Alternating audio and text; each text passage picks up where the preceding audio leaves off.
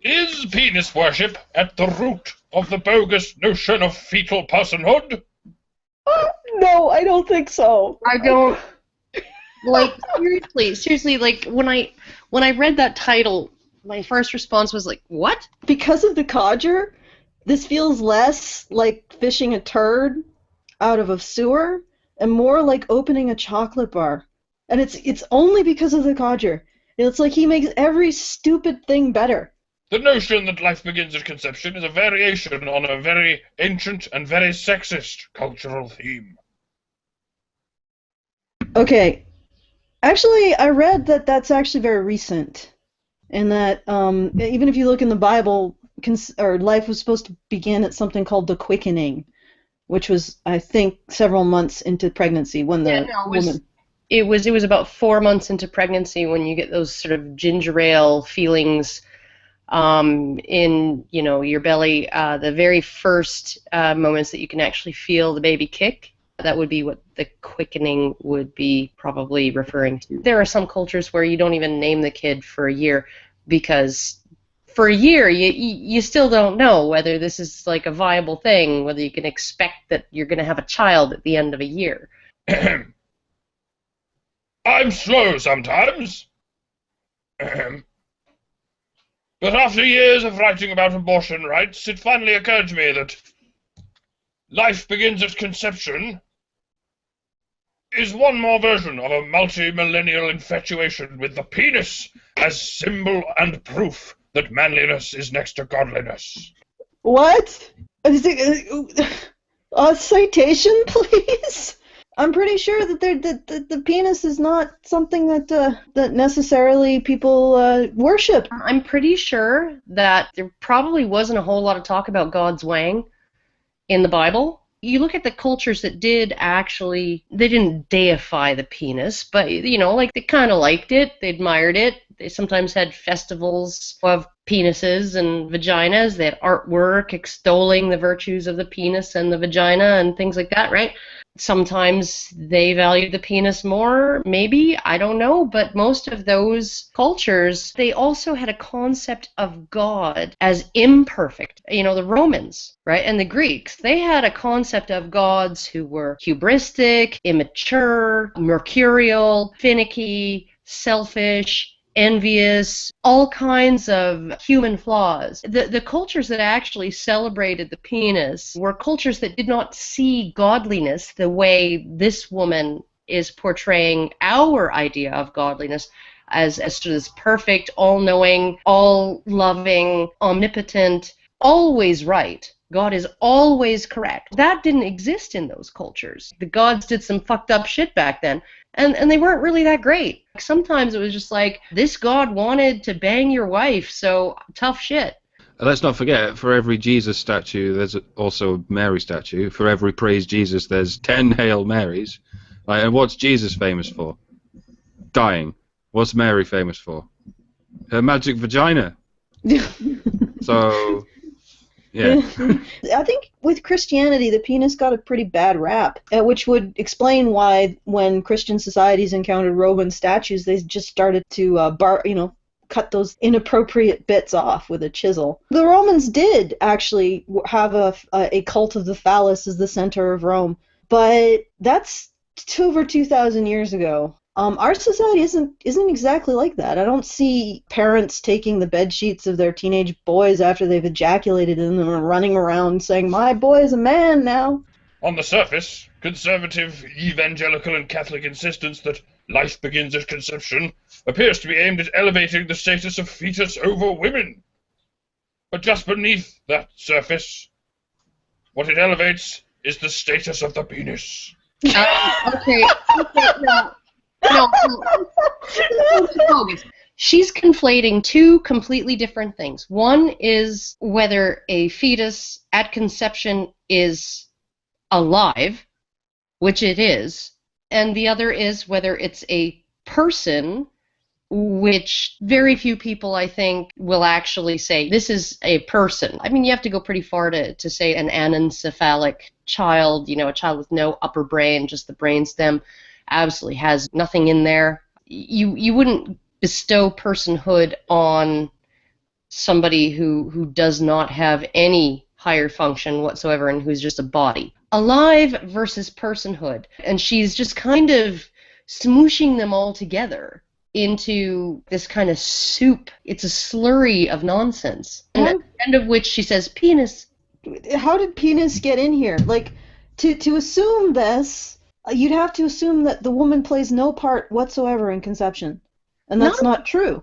Remember a couple years ago there was that stupid state rep in wherever the fuck, United States somewhere, who proposed a bill that would outlaw vasectomy and masturbation or something like that for men because it was the exact same thing as abortion. Allowing all those sperm to die was the exact same thing as forcibly terminating a fetus. And I'm just thinking to myself, okay, so basically what you're saying is every time a woman has a period, that's against the law. She's committing a criminal offense, the way every man who spills his seed on unfertile ground is committing an offense. It's the exact same thing as killing a fetus. They seem to, they just, there's no fucking ability there to see these differences in category. It's bizarre. It's fucking bizarre to me. The only constant seems to be that women are victims. And anyone who has one. So it's the elevation of the penis in anyone who has one. Okay. What creates the wonder of a new person? Forget about the maturation of germ cells and the 9-month labor of a woman's body and the painstaking parental nurture. It's a sperm! A penile projection shot forth by the ultimate organ of demi-divinity. Even at the beginning of conception, the woman's body is not doing nothing. The egg actually makes chemical things to affect the outcome. So there's no idea that the conception doesn't include a woman. And in order to advance this notion, you have to exclude women's biological agency, their body's own activity. And then she turns around and blames us for removing women's agency when she's doing exactly that to turn them into a victim of penises. I actually saw some very interesting footage. It was extremely interesting. I forget what series it was. Maybe The Naked Ape. But they actually went in with a fiber optic camera during sex, and they showed an internal view of the woman, and then she was, his penis was out of there. She was stimulating herself to orgasm, and when she orgasmed, her cervix went into a kind of spasm that repeatedly dipped it into the puddle of semen over and over and over again, which is facilitating fertilization. It's not a passive act on the part of women, but she's making it out to be. If conception doesn't make a child, but labor and birth, well, how about the 18 years of resources to get a child to reproductive maturity? Does that count? It just seems so arbitrary. Sperm penetrates egg, and voila, a person, a new soul. All the extraordinary and unique value we accord to human life is created instantaneously.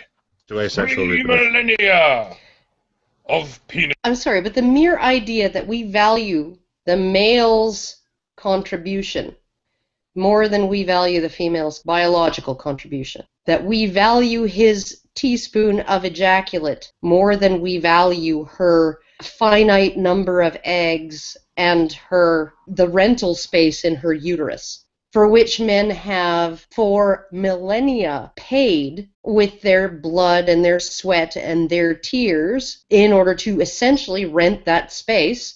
They have had to promise, yes, I'm going to pay for this woman for the rest of her life. That's how men got access to sex. Now, to think that that teaspoon of ejaculate is considered superior to what the woman contributes biologically, the minimum biological investment on the part of the woman, when men have been forced to pay for it with a lifelong commitment to put food on the table and a roof over her head. Yeah, there's not much a woman has asked for in exchange for his access to his his ejaculate, his baby batter, as it were. Once noticed, the pattern is inescapable. Our ancestors thought that the penis was literally divine. Dharmic cultures worshipped it by whacking stalactites and stalagmites out of caves, and air roots off of trees, and carving phallic shapes out of granite by the thousands. That's one thing about the penis. It's very easy to carve. It can't really be said about a vagina. Abrahamic cultures took the opposite approach. And This is so and funny. insisted the penis was so precious and powerful that it couldn't be seen, even in art, and had to be chiseled off of statues, or at least covered with fig leaves. Oh my god! Yeah. So the fact that they disfigured Roman statues is indication that they prized penises so much. That's why they took the depiction of the penis and broke it apart. Yeah, and they hated titties. That's why they left them in there. It's like no matter what you do, all the roads lead to the conclusion. Yeah. If they leave the penises on, obviously they worship the penis. If they take them off, obviously the penis is so holy nobody can look at it. I think that you are winding your way to an already predetermined conclusion. And I think we all know what that is, and that is that women are victims. They also insisted that a man's magic wand could permanently transform a female from one kind of being to another, from a prized virgin into a worthless whore. But that's not about how much they love the penis. It's about how much they didn't like it. And a black person's company could transform a proper white person into a nigger lover. But that is that's just evidence. Of how much we love niggers. Jesus Christ. And for anybody who's listening here, we use that in disgust at the whole concept that the company, or even the intimate company of any group, transforms another group into a depraved shadow of itself, of its worthless object of its former self. But that doesn't mean that the group that's being transformed by the other group's company, that doesn't mean that they're the ones who are ultimately being insulted. Blackness wasn't a magic spell. Or that's something that we worshipped. We worshipped blackness. We admired it so much, and we hated women so much, and we loved blacks so much that the moment that a black man and a white woman had sex with each other, she was transformed into something awful because his dick was just that powerful. Okay, I just wanted to point something out from what you said because something clicked in my mind. Once again, and this is a feminist, this feminist is advocating an argument in which black men are on the apex.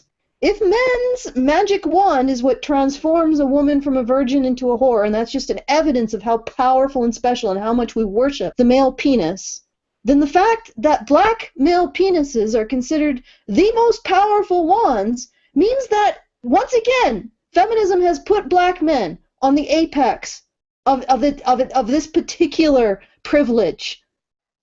That's fucking amazing. Think about it. Maybe she watches a lot of BBC porn. Oh, big black, yeah. Oh, maybe she does. Maybe this is her own private worship. With petite white girls. Do you happen to know about the amazing change that happens to a man's identity if he's caught fucking a goat? Does that mean we all worship goats? Good point. All right. In medieval Catholicism's recipe for sexual hang-ups, the prior touch of a penis, or lack thereof, became the most defining aspect of a woman's identity. I know, because she started off clean and he started off dirty, and then he put his penis in her and rubbed some of his dirt off on her, and then she became dirty. He couldn't make himself less dirty. He's just inherently dirty. Right? So he can't transform. He can't transcend that. He's just harming his sexual partners. He's dirtying them with his dirt, with his filth, with his nastiness, with his baseness. He's pulling them down to his level. Do you even listen to yourself? Did you have anybody proofread this before you put it up? What the fuck? Right, and I'd like to add that the Untouchables are named the Untouchables for a reason, because they have such incredible power to degrade other castes by their very touch. Obviously, the Untouchables are on the top of the hierarchy, and once again, I have to note that the penises, most of the Western history, were considered the most degrading, or sorry, the most powerful in turning a woman from one state to another, tended to belong to minority men.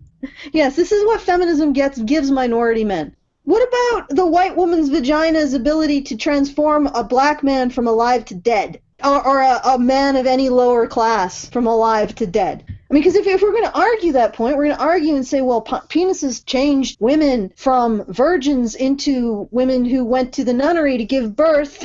If penises changed women into that, then vaginas also changed certain marginalized men, or even just the idea that they could access those vaginas that they weren't supposed to, also changed marginalized men from alive to dead. Oh, no longer a whole person. The same magic wand that made her valuable could also do the reverse. When did it make her valuable? Oh, that's right, when it allowed her to live. Yeah, it's sexual organism, not asexual organism. It didn't make her valuable, it gave her half of her genes. Unless it's a test tube baby, in which case you might as well say the eggs smothered the fucking sperm. There was no penetration involved. It made her viable as an adult. This penis is paying for the roof over your head, it's paying for the food in your belly, it's standing outside the house fending off marauders, it's performing back-breaking, strenuous labor out in the fields with no bug spray or sunscreen for 16 hours a day, and it's doing all of this. This penis is doing all of this for you to earn its way into your valuable vagina. Doesn't even know her vagina has value.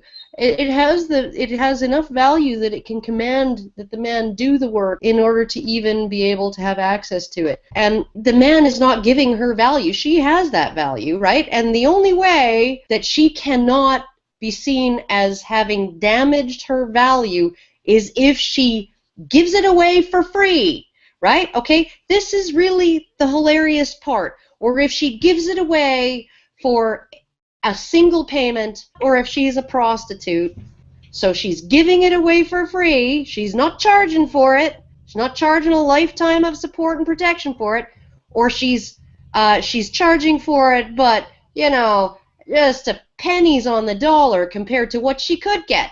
That's when she's seen as losing value, because she could charge so much more.